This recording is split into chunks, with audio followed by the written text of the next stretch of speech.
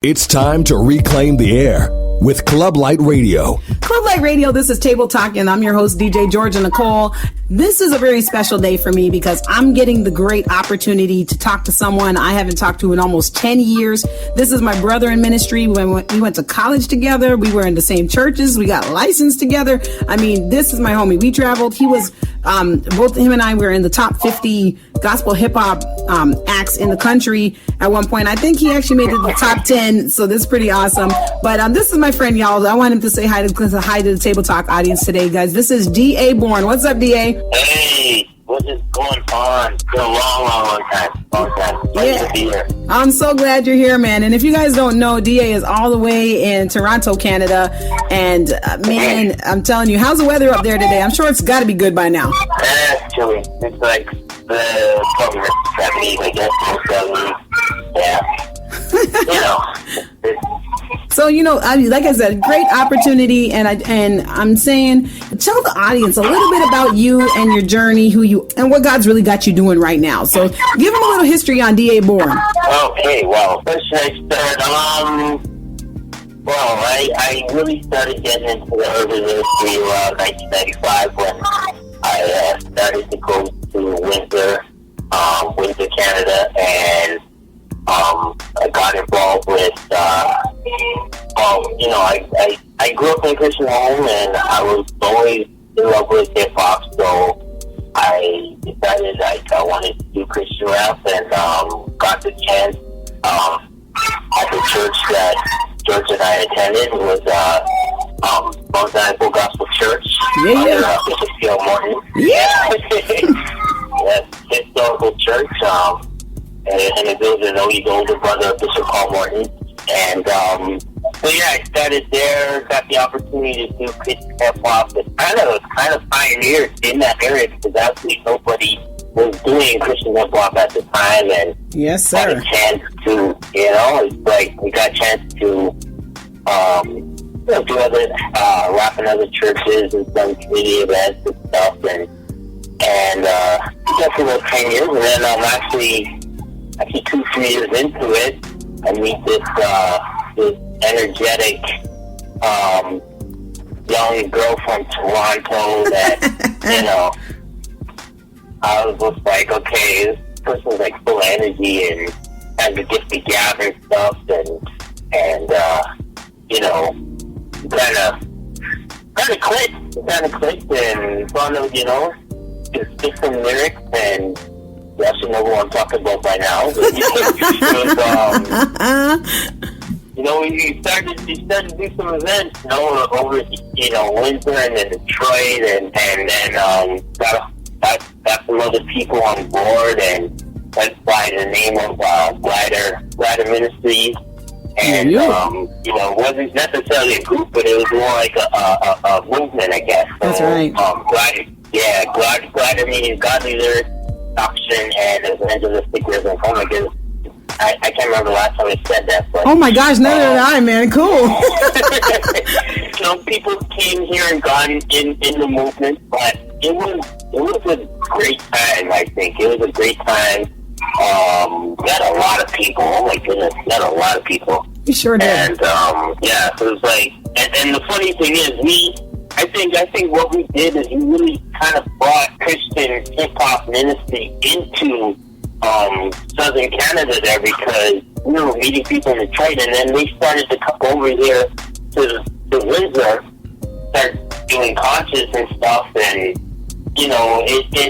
I think like we started something there, and we definitely got rid of the stereotypes of what Christian hip hop really was. Some people, we heard a whole bunch of stuff. It wasn't anointed, and it didn't have an effect on anybody, and it was of the devil, blah blah blah. I could even go so far back when I first did it, where I was in our church, and a well-known, renowned artist that I will not reveal the name because I'm not going to try to start anything. He came in and he went right on the pulpit and he said, gospel rap is of the devil and blah blah blah. And right away, I still remember when he said that. Everybody just turned and looked at me. I was like, Mm. And I was young then, man. I saw the crack. I was like, what? Bishop went up there and he defended me still. And, he did it without hurting the person's feelings. And hip hop has come a long way. I mean, it's come to the point now where, well, we all know Lecrae's up there doing #1 in billboards and having theme songs for Disney movies and stuff like that. And I never ever thought that Christian / positive hip hop would act in this direction. But I always used to dream about it. I used to like, of course, when I dreamt about it, I always thought it was me, right? But right. I think we all did. We were just going to be like the Christian Fugees at the time. Now they got Hawk House. Yeah. It's like seeing the evolution of where it's going, and some good stuff, a lot of good stuff. Some stuff I couldn't care about so much, but I'm still into it. Well, anyway, where was I? Yeah, so doing that until about, I guess, 2005, I moved to Toronto, and I went in kind of into the direction of writing novels. So I, based on life in Windsor and at the University of Windsor and stuff, I wrote a book called Crazy Drama. It came out in 2007, and came out with a second book in 2013 called Unshaken. And you know what?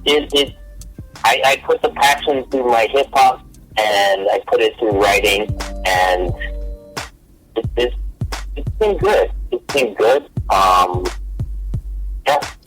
Man, dude, I would know. What people really don't understand is that was what a transition, because you've had the great opportunity of being a radio host. You've had the chance to travel. You've had the chance to like you said, really start a movement. And now, as you transition, the idea of transitioning into other activities can be scary for people, because it's like you always know yourself as this person doing, and everybody associate. I'm telling you, you were the anticipation guy. I mean, everywhere we went, they wanted you to sing, to rap Anticipation. Like, I never forgot that, man. It was like waiting on the blessed Lord, and it was like everywhere we went, this was the track of the day, right? So to go from being like the hip hop artist, and to making a transition to say, hey, you know what, I think it's time for me to get in and write books. What was that like for you? How did you resolve that? How did the Lord speak to you on that front?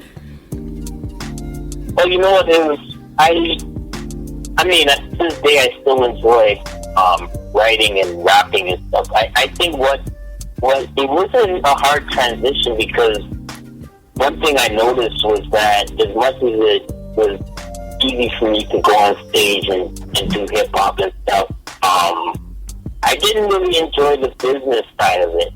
I wanted to get into the studio and do stuff, but one thing I did see, especially when going over to Detroit and the business side of it, plus the ever-going controversy of, okay, how spiritual should you get in hip hop, and having little feuds here and there. It was never really public, but it was always, I don't know, some of the stuff it started to bother me a little bit, and I was just like, you know what, I always had these extra stories in my head that, I had to expand on, that would take more than just 316 bars. Yeah. So I wanted to get more into telling stories and getting into characters, and so so the first book, Crazy Drama, was really based on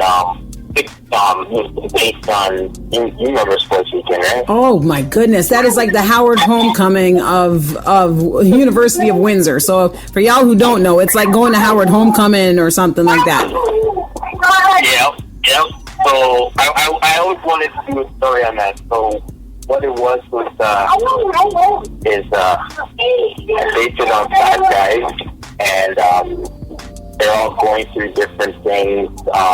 In Toronto, one is a drug dealer, the other one is a playboy, the other one is a wannabe hip hop superstar, and well, he's trying to get there, and the other one was a college basketball star who I got a life-threatening injury. Anyway, all 4 of these guys are friends, and they wanted to go down to Windsor for the weekend.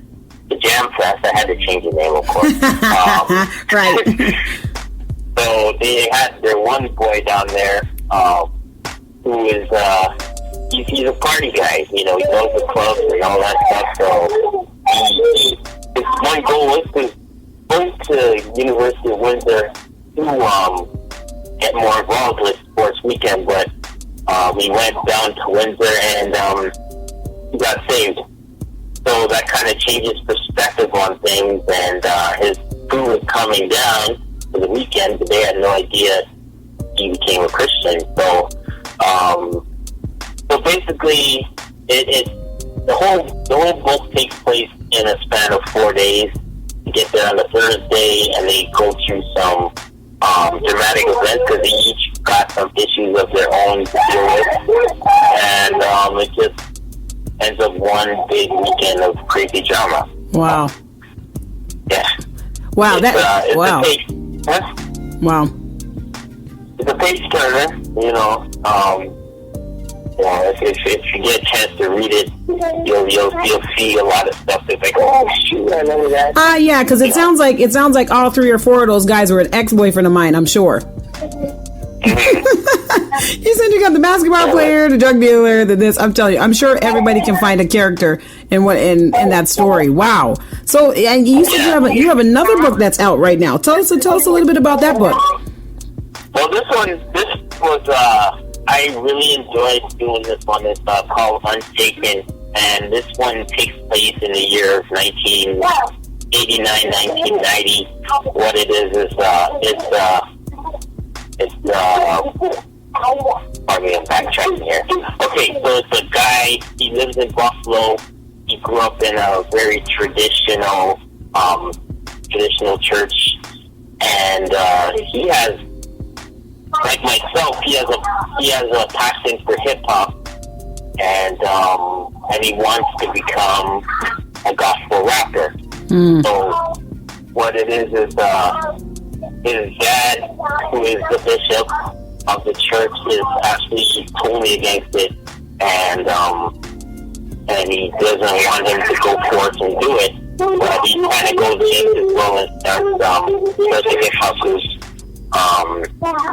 And yeah, so what it is it's more than just a hip hop novel, but it's a novel that's really based on a father-son relationship. A novel is based on tradition versus, rebellion, and another page turner. If there's anybody who's into hip hop, into gospel hip hop, I highly recommend that you read this book. It really opens your eyes in terms of where hip hop was, where it's come now, and it's also a great father-son novel. So yeah, I really like what you're saying about the context of this actual story, because we really I'm really appreciating what you're saying about that, because right now you've got a situation where somebody's being put in a context that we usually don't think about. You said about 1989? Yeah, it was 1989. That's awesome. Because how old was I at this time? I was. You were 3. You were 3. 14. I'm joking. You were 3, my man. Yeah, you were 3. I know you were a young cat, but I was in my early. Come on, man. I was probably almost 10. I was probably 8. But no, those was good years. Those were good years. Those were coming into like the glory days of hip hop. Now, the 90s. Yeah, but it just shows you how much things have evolved, because I'm thinking like late 80s, early 90s. Like now, all we have to do is we listen to a track, we go on iTunes, we download it, boom, we got it on our smartphone. Back then, first of all, you didn't even know the names of any artists. You had to go into a Christian bookstore. Oh yeah. And scope the small area of Christian rap and look at these cassette tapes, open them up, and then they have that little section where you can listen to it and stuff, and that's how you got That's how you got Christian hip hop music. Dude, do you remember getting your first Dynamic Twins album? Do you remember that? Dynamic Twins. Oh my goodness, Dynamic Twins.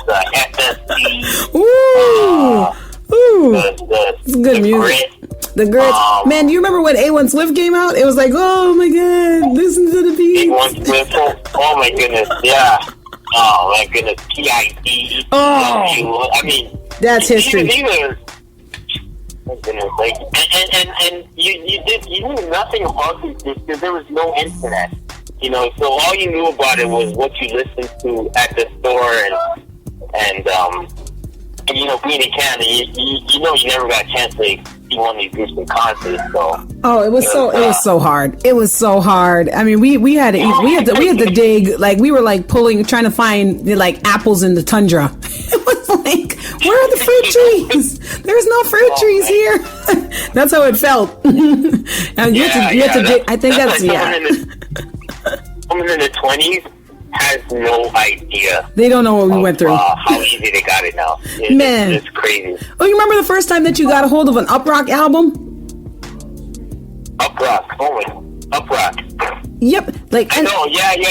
I think that was around the time when we started rapping. Yep. Back then we had to travel all the way to the mall and go to the Christian bookstore and just dig and hope that you would just find some. So, you know, we've gone through those transitions, and you know, I think that just hip hop in general has gone through that transition where we don't get, or just music, you know, where you don't get the opportunity to. I guess it's not so much of a treasure hunt anymore, you know, because everything is so accessible. It's just kind of like, you know, you used to treasure that album. Like, I can't wait to go till this album drops. I can't wait. Oh, look what I found today, and it better not scratch, it better not break, you know, because I can't find another one, you know. Lord knows what happened if that tape got eaten or something, or that CD got scratched. Over, just over. You know, I purposely tried to find ways to record my CDs to cassette tape because I was like, okay, I could take the Walkman with me, so I'm gonna try to, you know, record this so I could just walk around with it. But it was just one of those things where even the community, because the community wasn't so accepted, the Christian hip hop community wasn't so accepted. We were tighter, you know, and we shared more. We shared a lot more. Yeah. Well, I mean, it was also at a time where, for one, I mean, the gospel artists at that time did not do any songs with rappers. None. You know, it was like rappers were literally aliens among aliens. You know. I like that. They're aliens among aliens. I like it. Yeah, you know what I mean? It was just a different time, but it was one of those things where you had to have patience if you were in rap industry. You had to, because you weren't getting the favors. I mean, secular artists and secular pieces of work, but you know, when you're out in the world and stuff, they didn't, besides the beats were whack, they thought the lyrics were whack, and then the Christian sector, you know, it's like, yeah, they just thought you weren't at their level. It's like, you know, cute little bubblegum stuff or whatever. So exactly. So who do you think was like a real game changer for that? Let's think about what artists we think were actually like real game changers for that. I know the first one you got to mention. Game changer? Game changers. Well, for me, that's a good one. In terms of, it has to be cross movement. Done. It has to be cross movement. It's like, if you didn't say cross movement, we couldn't talk no more. Cross movement will go down as, they were game changers, because even though their audience was mostly for people who are already saved, so much people branched out of cross movement. Like, I saw an article not too long ago of literally Christian artists that started under cross movement. Ooh, I'd love to see that. It was like, you know how residual income was? It's kind of like that. Ooh. I mean, it's the way it's stemmed out. It's like, you know, a lot of the artists will say, you know what, I started, you know, cross movement gave me that opportunity. You know, it's like cross movement birthed a lot of sons and cousins and second cousins, and you know, so I think they were the game breakers. It was for me. I mean, because when they came out, I mean, their lyrics are tight, and you know. I have to say the same. Exactly, because those guys are like second generation offspring. You start looking at things like The Truth and R. Swift and all those guys that came out behind that, and you know they're still making waves. I mean those guys are now like senior sergeants in the army now, and so then people have gone and broken off into different waves and other things over time. But even when it's just interesting to see where things have gone and how they've changed. Tell me a little bit about how you feel about the trends that you're seeing in Christian hip hop right now. How do you feel? What things do you think are going well, and what things do you think probably could use a little bit of revisiting? Well, what is going well is I mean, everybody mentions Lecrae. Lecrae is taking it to the next level, and of course, he got a lot of criticism for changing his style, and even that was groundbreaking because his transition from rehab to gravity was groundbreaking in itself, where he focused his target audience was strictly the non-Christian crowd, and that alone, I think, sparked a movement where you're seeing a lot of artists now going in that direction. And he got a lot of criticism from the Christian community for doing that, but at the same time, he is doing one thing, and that is, he's shining his light to the lost. He's going in the midst of darkness. And some people think when you go in the midst of darkness, you have to, Jesus all day and all your lyrics and stuff. But honestly, what I've come to learn in the last couple of years is it's not so much the lyrics that you have in your song, but it's after the song. It's meeting up with people. It's the one-on-one relationships, and that's the stuff we don't see. Mm-hmm. Like, and I don't know Lecrae at all, but I'm sure. Well, I believe that his biggest impact will be the people that he talks to after the shows and after the interviews, and those are the impacts. Those are people you have to reach, and so that's the stuff I like where Christian hip hop is moving. Yeah. The stuff that I think I kind of dislike a little bit is it's not so much the lyrics, it's so much I mean, I'm an East Coast dude. So Can you tell? Oh man, I don't hear much East Coast lyrics. I don't hear much East Coast beats anymore, man. Everybody's into the one style, and sometimes I keep thinking I'm hearing a little too much of it, and maybe it's my age coming out now, but it's like. Well, if you're old, I'm old. We're all old then, if that's the case. We're just going to be old together if that's the case. You know what I mean? It's like sometimes I kind of miss that flavor, man. Yeah. And sometimes that's why I gotta give props to a lot of the indie artists out there. Well, one of my favorites is Stivion. I love Stivion. Oh, yeah. Theory has it, and Theory's doing his thing. Those artists, some of them aren't coming to mind right now, but the whole Humble Beast crew. Oh yeah. They're bringing that underground flavor, but still the lyrics are really strong, and I do love the 116 crew. I absolutely do. You have to love them. They are who they are. And they are reaching an audience. They know how to target them, and especially the youth today. So that's much props to them. So. That's what's up. So you're feeling like that there needs to be a little more diversity out there. Cool. Well, I know that I'm getting ready to wind down on this time for this show, but please tell everybody how to get a hold of you and how to purchase this book, because they need to get that info. Okay, well, Crazy Drama and Unshaken are both available on Amazon.com. You can get it either through ebook or you can get it through softcover, possibly hardcover, but go to Amazon.com, look under D.A.Bourne, and either search that or search Crazy Drama, Unshaken. Go and purchase it. Trust me, you purchase the book. If you start reading it, it'll be hard to put it down. It's entertaining, and it's really not for. It's for any audience. It's not just for a Christian audience, but if you are a Christian, if you love hip hop, definitely get the book. You will be very entertained. So. That's what's up. Well, y'all, of course, this is my friend D.A.Bourne, man. So make sure you go check him out. Check his books out on Amazon. Get connected, y'all. And you can always find his information here on our page at clublightradio.com.